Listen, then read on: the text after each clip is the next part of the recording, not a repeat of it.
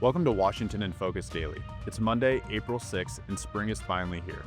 I'm your host, Tim Clouser, in for Carlene Johnson, who has the next few days off. In today's episode, we'll dig into gas and diesel prices in Washington state. As the military conflict between the United States and Iran enters its sixth week, we'll hear from a petroleum analyst about what's setting Washington apart from the rest of the West Coast. Then, we'll dive into a lawsuit that 4 county sheriffs filed last Friday, challenging a new state law that allows a board of unelected bureaucrats to remove them from office. Plus, another new state law is setting off a chain reaction across the state. Some law enforcement leaders believe the statute could put public safety at risk. The U.S. military operation in Iran started over 5 weeks ago, and since then, gas prices have shot up by about $1 per gallon across the country. Washingtonians are currently paying about $5.50 to $5.38 at the pump for a gallon of gas, more than a whole dollar above the national average at $4.19 per gallon. Last year, the national average was only $3.25 at this time in April. Patrick DeHaan, a petroleum analyst with GasBuddy, sat down with me to discuss what is setting Washington state's prices apart from the rest of the West Coast, and when consumers might start to feel some relief at the pump. DeHaan said it's time to buckle up. I wanted to talk about what's driving the spike, how much of it is global, how much of it's state specific, and when drivers might finally see some relief. But Patrick, first, this is clearly more than a spring run up or a spring increase in prices. I was wondering how much of the spike is being driven by the conflict and the threat to oil moving through the Strait of Hormuz. Yeah, there's a lot of pieces to this puzzle here, unpacking them all. We'll get into it. First of all, I think the recent rise here that many have seen in the last few weeks, average gas prices across the country up nearly 65 cents in the last month, compared to where we were prior to the U.S. attacking Iran. While gas prices up over $1 a gallon, as you mentioned, Washington State now above $5 a gallon, and even higher for diesel, which have set new all-time record highs. A lot of this being exacerbated by the Strait of Hormuz essentially being shut off to the flow of oil. Generally, 20 million barrels of oil would flow through the strait on a daily basis, and that's been blocked now for just about 5 weeks. And that's starting to really have a ripple effect into the global economy, especially areas like Asia that process a lot of that crude oil from countries like Kuwait, Iraq, Iran, Saudi Arabia are now running low on oil. So that's been a big part of pushing oil prices up. Washington is particularly susceptible, as are many coastal areas, the entire West Coast, the Gulf Coast, the East Coast of the U.S., simply because these are areas where refined products and oil can be more easily exported. Unlike the middle of the nation, if you think about North Dakota, there's really no way to ship that oil to a global market. Whereas many of the coastal regions, especially Western Washington, gasoline, diesel, jet fuel can easily be exported to countries overseas that are being heavily impacted by the Strait of Hormuz closure. And so that means that all these coastal areas are competing at a higher level, pushing prices up more dramatically. In addition, the West Coast suffering from another refinery shutdown in California, the second refinery to shut down permanently in the last 6 months. And that's tightened gasoline, diesel, and jet fuel supply in virtually the entire West Coast. 20% of California's gasoline refining capacity now offline. So, a lot to unpack here. A lot of California's refinery shutdowns have really been attributed to a continued closure between the guardrails, state regulators essentially starting to dictate more and more how refineries can operate their business in California, refineries opting to leave. That brings me to Washington State, the Cap and Invest program implemented a few years ago that essentially puts a huge tax on refiners to be able to produce the fuels that are needed in the marketplace. Refineries simply pass those costs along to the end consumer, whether it be airlines, trucking companies, or consumers. They're now bearing the cost of that Cap and Invest program. So a lot pushing prices up, a lot of it really influenced by the Strait of Hormuz. Prices higher on average in Washington State, again, because you're beholden to the global marketplace as well as the Cap and Invest program and all of the challenges in California. And we're seeing high prices across the country. I think the national average is right around, we're a little bit over $4 right now. In Washington State, it's around $5 or a little bit over that. In neighboring states, Idaho and Oregon, we see these climate policies to a degree in Oregon, not so much in Idaho, but they're seeing high prices as well. But it's still around 60 cents lower than Washington. Is what's setting Washington state apart those climate policies, the cap and invest program, or is it other things? It's really mainly the cap and invest program. Washington and California are really the only two states in the nation with such programs. California also has a low carbon fuel standard. So a lot of these climate programs disincentivize the use of fuels by driving up prices and using the tax revenue generated for other areas, including incentives for making the transition to EVs. So these types of regressive policies impact low income Americans that don't have the option of necessarily going out and buying a brand new electric vehicle. So a lot of that is the difference between Washington and Oregon is simply the cap and invest program in Washington state has now elevated prices permanently in Washington, and that has now pushed your prices up well above the $5 a gallon mark for gasoline. Washington state at 5.33, Oregon at 4.93, about a 40 cent a gallon difference, and the bulk majority of that is simply due to the fact that Washington has a cap and invest program that Oregon does not.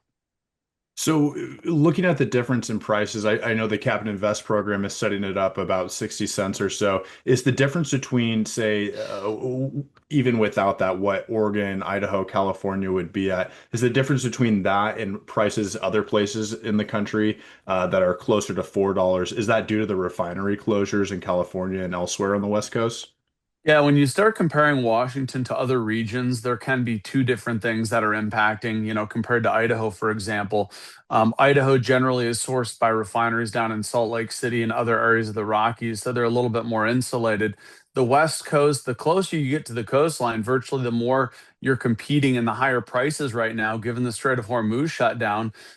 Places like Seattle, where that oil, diesel, and gasoline that's being produced at Cherry Point could easily be exported. So prices in Western Seattle are higher because you're more exposed to the global marketplace. Places like Oregon, right on the coast, where gasoline, diesel, and jet fuel can be exported, again, more susceptible to this type of situation where the Strait of Hormuz is blocked. So you look at Idaho, a little bit more inland, a little bit more insulated, a bit more difficult for the oil that's produced at these refineries in the Salt Lake City area in the Rockies. It's a lot harder for that refined product to be exported to other markets. So, states like Montana, Idaho, Colorado, Wyoming tend to be a bit cheaper than those coastal areas. And this is certainly a very unique setup that it's not just impacting the Gulf Coast, but I mean, you talk about the Gulf Coast as well. Down in Texas, Texas price is still relatively low because there's so much refining capacity.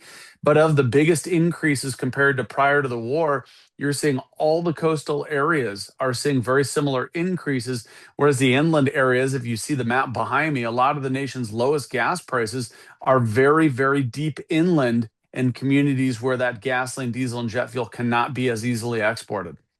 And we're already into the fifth week of this conflict in Iran. Consumers are hoping that it's not going to be as permanent as these cap and invest programs in Washington and California. What are you looking for that'll tell you that prices are fixing to head down? I think a lot of it is going to be dictated by whatever happens between the US and Iran, particularly on the Strait of Hormuz. Whether or not a ceasefire impacts the Strait of Hormuz, I mean, in theory, war could still rage in Iran between the US and Iran. If the Strait of Hormuz, though, is untouched, if it's still essentially in its closed status, we're really not going to see any improvement to gas prices, even if there is a ceasefire. So, whatever develops from here on forward, if anything has an impact on resuming transit through the Strait of Hormuz, that is going to be what's most impactful. And if we don't see anything that covers the Strait of Hormuz specifically, well, then oil, prices and refined product prices will continue to go ahead until the strait is sorted out. And leading into this administration, Trump was really pushing the drill baby drill policies, as well as making sure that our U.S. oil reserves are full. I mean, what difference does that have on gas prices now? If he wasn't pushing these policies and U.S. oil reserves weren't in the condition that they are now, how might would prices be higher than they are now? Would they be lower? Yeah, I mean, the US SPR had been going up virtually every week until between 2023 and about a month ago. The SPR refills have now ended that President Biden had signed. The Strategic Petroleum Reserve sits at about 419 million barrels, and now Trump has agreed to start releasing about 172 million barrels. So again, we're seeing another president utilizing the SPR. Those barrels are starting to come onto the market. In fact, JIT data out this morning showed the SPR declined by about 1.3 million barrels or 1.5 million barrels in the last week, meaning that the releases from the SPR are starting to hit the market. They're not really going to be very impactful, though, in reducing price because while we sit and talk, 20 million barrels of oil every day are being blocked through the Strait of Hormuz. And the U.S. is releasing a rate of only about a million and a half barrels per week. So, excuse me, per day. And that is just going to start ramping up. Over the last week, we've only seen about a million and a half released.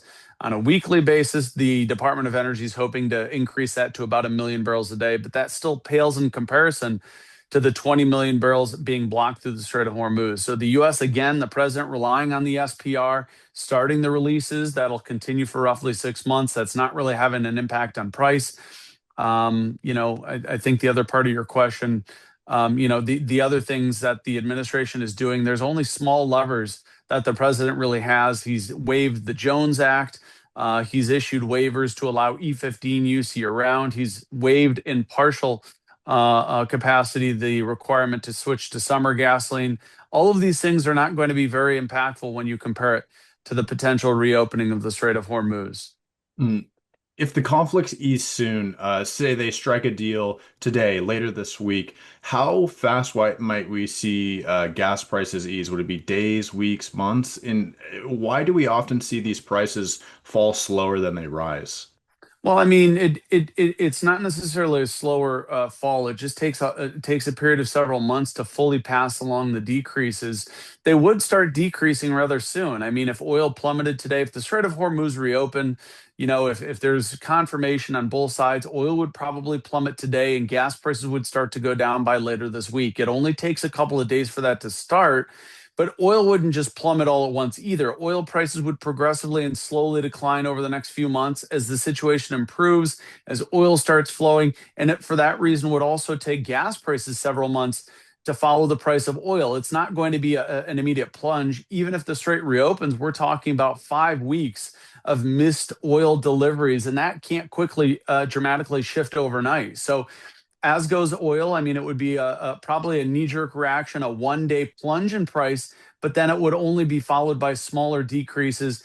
And gasoline prices do track with oil. I just don't think oil is immediately not going to drop down to its pre-war level because global inventories are now so tight that it's going to take several months for oil prices to more slowly decline. There may be, like I said, an initial gut reaction of oil dropping maybe 10 or 15%, but beyond that, any decreases are going to take much longer for them to fully play out. Gas prices will continue to follow whatever direction oil prices move. Awesome. Well, Patrick, I appreciate you taking the time to speak with us about this today. Before we Sure. close up, what do you have to say to consumers at the pump who just aren't sure how much longer that they can stomach this increase? Yeah, I mean, it may be wise to start doing things like reducing consumption, trying to even drive more fuel efficiently, combining your trips. It's hard to know when the end of this would be. I mean, really, it's been unpredictable. There's been a lot of back and forth. So, try to reduce consumption, try to buy and fill your tank up at lower prices. There's a lot of volatility in what stations are charging. Apps like Gas Buddy will show you lower prices. But beyond that, buckle up. It could be a bit of a bumpy ride here over the next weeks as we try to see what direction the country may head next when it comes to the US and Iran. Now to a lawsuit challenging one of the most controversial laws to come out of the 2026 legislative session. Democrats recently passed Senate Bill 5974, creating a list of new requirements for sheriffs to meet in order to hold public office. Four sheriffs from Spokane, Pend Oreille, Stevens, and Ferry County filed a lawsuit last Friday in an attempt to block Senate Bill 5974 from taking effect on April 30th. Supporters argue the law modernizes eligibility for the office and holds sheriffs to the same standards as city police chiefs and their rank and file officers. However, the four plaintiffs say Senate Bill 5974 is unconstitutional and undermines their voters. The new requirements include being at least 25 years old, having at least 5 years of law enforcement experience, and no felony or gross misdemeanor convictions or history of conduct that could lead to the State Criminal Justice Training Commission revoking a sheriff's peace officer certification. Critics, like Pierce County Sheriff Keith Swank, have warned that it could allow unelected bureaucrats appointed by the governor to remove sheriffs from office, regardless of what their voters might think. My big concern is it takes away the right of the people to elect their sheriff. This is a weapon used by the Democrats to be able to control the sheriffs. Democrats control, as you know, the state house, the state senate. Every statewide elected official is a Democrat. They control every single thing here in the state except for sheriffs. And now, with the passage of this bill, they believe they'll be able to control sheriffs. They'll be able to decertify them, remove them from office, appoint the people they want to have in those positions, and then they have complete control over everybody. Well, part of the RCW that they use to remove officers and deputies from to decertify them and remove them, from having their commission. A section that talks about language, about speech, like if you use social media or you give interviews or you do some speech that they find to be offensive or things like that. Right now, I have 5 complaints lodged against me with the Criminal Justice Training Commission, and it's all about speech. There's no malfeasance in my office. I haven't done anything illegal. I don't do anything like that. This is the cleanest this sheriff's office has ever been. We're going back through auditing all kinds of practices that were here before me and fixing them. But the people who don't like me don't like what I said. They want to silence me.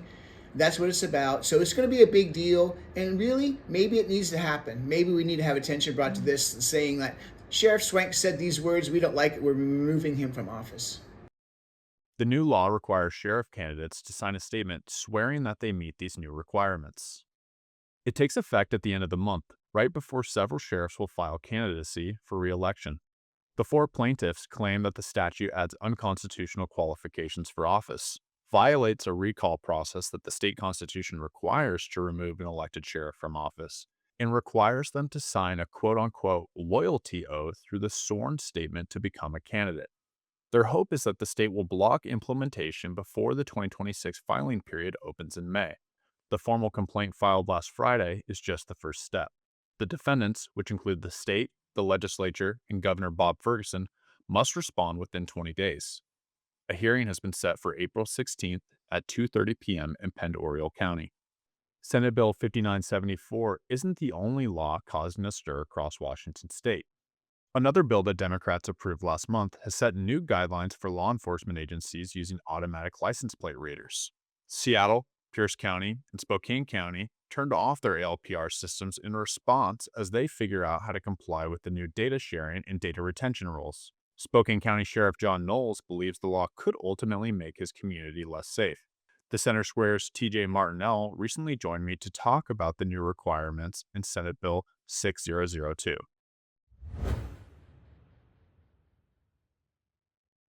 Welcome to this episode of Washington in Focus. I'm your host TJ Martinell. With me is our reporter Tim Clouser. And it seems like both the city of Seattle and the state of Washington have been taking actions recently regarding the use of surveillance camera programs in regards to immigration enforcement. So Tim, walk me through what the city of Seattle just did. Yeah, so the city of Seattle has been looking at its surveillance camera programs the last few weeks. Specifically, uh, in the middle of March, Katie Wilson issued this order, which essentially paused a CCTV camera expansion ahead of the World Cup, but also temporarily deactivated the Seattle Police Department's automatic license plate reader systems, also known as ALPRs. A lot of agencies around the state use this technology. It's essentially these cameras. Some people put them on traffic lights. SPD, for example, puts them on all of their vehicles. So essentially, when a cop is driving down the road, it's automatically reading all these license plates and it'll ping the officer and say, hey, this car is owned by someone who is wanted for kidnapping or rape or murder or something else. That way, they don't have to take time to look up individual license plates, and this information is just presented to them. But the state took up this issue in the most recent legislature, um, given concerns recently regarding ongoing immigration enforcement, because there was this concern, and there is evidence to show that federal immigration authorities were using this database because it links between different agencies, not just in Washington, but across the nation. So someone in Seattle could see license plates that someone is reading in North Carolina, for example, if they have the system there. So, in certain cases, federal immigration authorities were looking for license plates that they had targeted and were following them across the nation, whether that be on the East Coast or the West Coast as they flow into Seattle. So, the state, like it does with its other sanctuary state laws, wasn't happy with this and wanted to prevent that. So it set up these new rules with a new state law this year.